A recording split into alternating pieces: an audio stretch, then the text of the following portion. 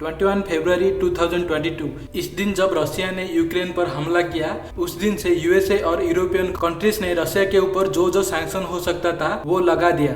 आज के दिन पर रशिया के ऊपर नॉर्थ कोरिया और ईरान से भी ज्यादा सैंक्शन लगाया जा चुका है। तब वेस्टर्न कंट्री ने रशिया के ऊपर सैंक्शन लगाया, उनका कहना था कि इसकी वजह से रशियन इकोनॉमी पूरी तरह से बर्बाद हो जाएगी और इसको देखते हुए रशिया के लोग पुतिन के खिलाफ हो जाएंगे और करंट गवर्नमेंट को हटा देंगे। वार के शुरू होते ही यूएसए समेत सभी वेस्टर्न कंट्रीज रशिया के ऊपर सैंक्शन लगाते हुए सभी कंट्रीज को बोल दिया कि कोई भी रशिया से ऑयल, नेचुरल गैस या वेपन नहीं खरीदेगा। लेकिन आज जब इस रशिया पर लगे सैंक्शन को 6 महीने से ज्यादा वक्त हो चुका है, हम देख रहे हैं कि इन सारे सैंक्शन रशिया से ज्यादा इनको लगाने वाले वेस्टर्न कंट्रीज को ज्यादा नुकसान पहुंचा रहे हैं। मगर ये सब कैसे हो पा रहा है, आज के इस वीडियो में हम इसको जानने की कोशिश करते हैं। आज जो सैंक्शन रशिया पर लगाया गया है, अगर कोई और देश होता तो वो अब तक बैंकक्रप्ट हो चुका होता, मगर रशिया आज भी अपनी इकोनॉमी को संभाला हुआ है और साथ ही वार को फंड भी कर रहा है। मगर रशिया ये सब कैसे कर पा रहा है?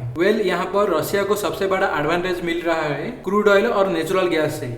दुनिया में मिडिल ईस्ट कंट्री के बाद रशिया ही ज्यादातर देशों को ऑयल और गैस सप्लाई करता है और इस रशियन एनर्जी प्रोडक्ट का सबसे बड़ा बायर है यूरोपियन कंट्रीज। वार के शुरू होते ही पहले 3 महीने में रशिया ने $90 बिलियन की एनर्जी पूरी दुनिया को एक्सपोर्ट की। जो सैंक्शन रशियन एनर्जी प्रोडक्ट को कम करने के लिए लगाई गई थी, उसको लगाने वाले ही सैंक्शन को ना मानकर रशिया से ऑयल और नेचुरल गैस खरीद रहे हैं। वार शुरू होते ही पहले हफ्ते में ही रशियन करेंसी रूबल एकदम से क्रैश कर गया था। मगर जब पुतिन ने यह नियम बनाया कि अगर आपको रशियन ऑयल और गैस चाहिए तो सिर्फ रूबल में ही इसको खरीद सकते हैं, तब से हम देख रहे हैं कि रशियन रूबल बहुत स्ट्रांग हो चुका है। आज के समय यूरोप की बहुत सी कंट्री अपनी एनर्जी नीड को पूरी करने के लिए रशिया पर डिपेंडेंट है। इस वजह से यूरोप आज भी रशिया से भारी मात्रा में ऑयल और गैस खरीद रहा है। कोई भी ये नहीं कह सकता है कि इन सैंक्शन से रशियन इकोनॉमी को कुछ फर्क नहीं पड़ा, मगर रशिया से ज्यादा यूरोपियन कंट्री में ज्यादा इकोनॉमिक लॉसेस देखने को मिल रहा है।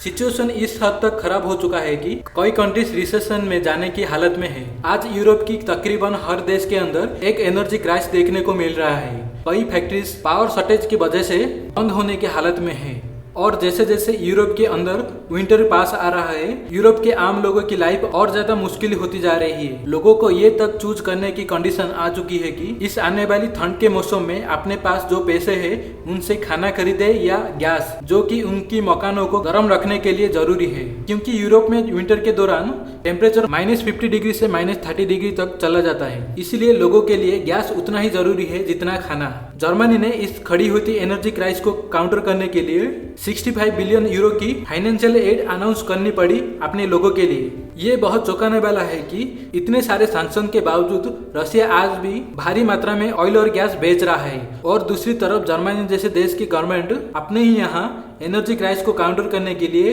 इकोनॉमिक पैकेज मदद के तौर पर लोगों को दे रही है। रशिया के ऊपर सैंक्शन लगाते वक्त वेस्टर्न कंट्री ने जैसे बोला था कि रशियन इकोनॉमी इसको झेल नहीं पाएगी और रशिया बर्बाद हो जाएगा, मगर यही सैंक्शन की वजह से वेस्टर्न कंट्री बुरी तरह फंस चुकी है, क्योंकि उनको तो ऑयल और गैस चाहिए और ये रशिया से नहीं खरीद सकते। आज ये एनर्जी क्राइसिस जर्मनी के साथ साथ इटली, यूके और चेक रिपब्लिक के अंदर भी देखने को मिल रही है। अब तो लोग सरकार के खिलाफ प्रोटेस्ट भी करने लगे हैं। कल ही न्यूज आया कि रशिया से जर्मनी जा रही सबसे बड़ी गैस पाइपलाइन नॉर्ड स्ट्रीम 2 अचानक अंडर वाटर ब्लास्ट हो गया। इसके पीछे यूएसए का हाथ है बताया जा रहा है। ये गैस पाइपलाइन बंद होते ही यूरोप में चल रही एनर्जी क्राइसिस की सिचुएशन और ज्यादा खराब हो सकता है। यूरोप की economic power house Germany, France, UK सभी देश इकोनॉमिक रिसेशन में जा सकते हैं अगर इन्वेस्टिगेशन में प्रूफ हो जाता है कि इस गैस पाइपलाइन के ब्लास्ट के पीछे यूएसए है। तो इस वजह से यूएसए और रशिया के रिलेशन और ज्यादा खराब हो सकता है। मगर इसी के साथ साथ यूएसए के एलाइड कंट्री के रूप में कहा जाने वाले यूरोप की बहुत सी कंट्रीज यूएसए के ही खिलाफ हो सकती है, क्योंकि हर देश के लिए अपनी एनर्जी सिक्योरिटी सबसे इम्पोर्टेंट होती है। आपका क्या कहना है यूरोप में खड़ी होती इस एनर्जी क्राइसिस के ऊपर? हमें कमेंट में जरूर बताएं। तो अगले वीडियो में मुलाकात होगी। Thanks for the watching and good bye.